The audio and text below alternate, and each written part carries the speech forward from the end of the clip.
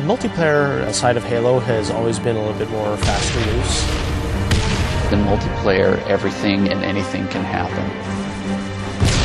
Oh my god. Mother...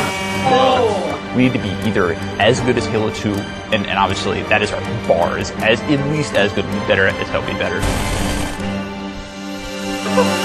Enjoy your walk back to the beach.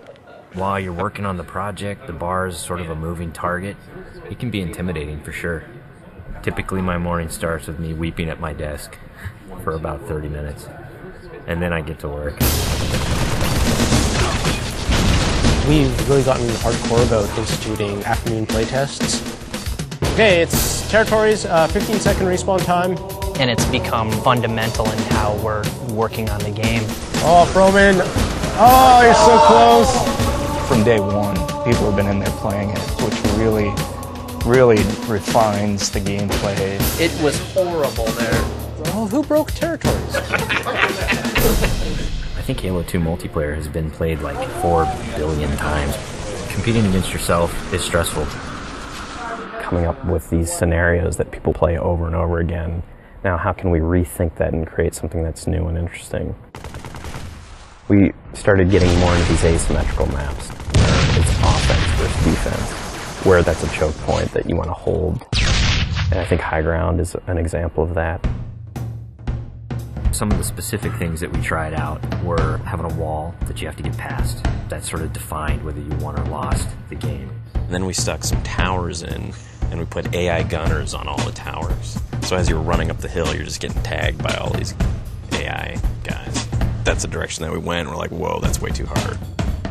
In this version, the wall is actually perpendicular to the hill. And in the final version of High Ground, that wall has been rotated 45 degrees because it had 2 turrets up here as well as 2 turrets in the other tower. So there was a lot of firepower coming down on the hill.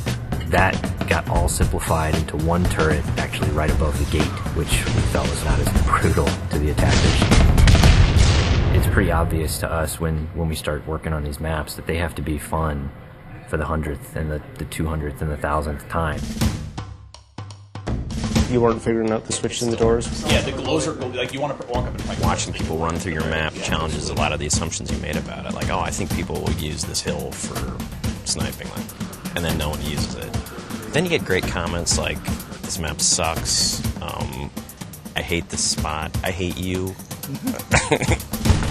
A lot of the time that we spend on these levels are in the details, making sure that the run to a weapon is equal for different areas, getting the distances right for flag captures. Because we make such an effort to place titled objects in a level, like the waterfall, the bridge, the porta potty, people can say the flag is down by the porta potty.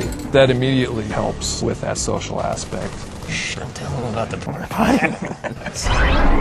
One of the things that we talked about in pre-production was player movement, and that's where the man cannon came from. There's different ways to move the player around the map. In Halo 1 and Halo 2, we had these teleporters.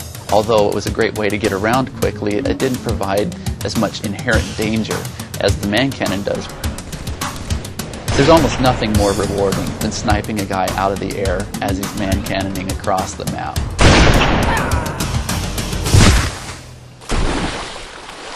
Whatever weapon that you start off every round with is going to really affect the decisions you make. There's this thing we didn't really identify in Halo 2, that if you spawn everybody with a dual-wieldable weapon like the SMG, it changed the game.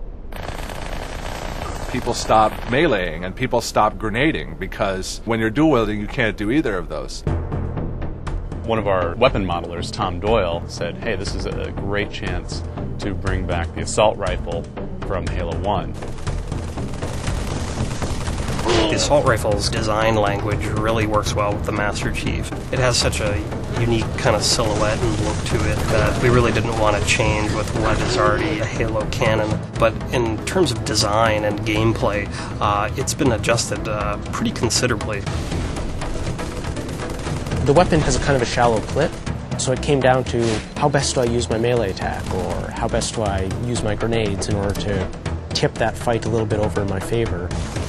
The assault rifle works really well with the golden three things of Halo, which are weapons, grenades, and melee.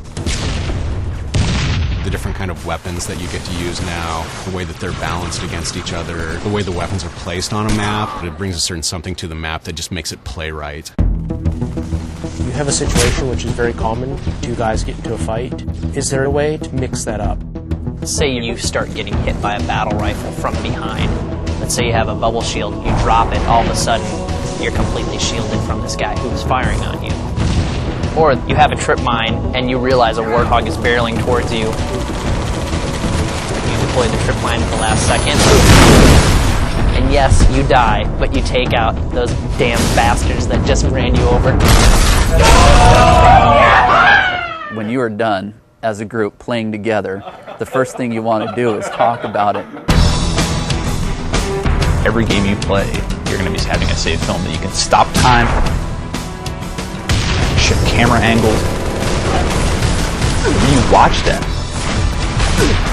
Oh, look at that! This sucks! I think being able to share it with your friends makes the smack talk even more powerful, because it's not just, oh, I just shot you in the head from across the map. It's, I just shot you in the head and let's watch it in slow-mo. It's really going to help people improve their play if they can see it from the enemy's perspectives.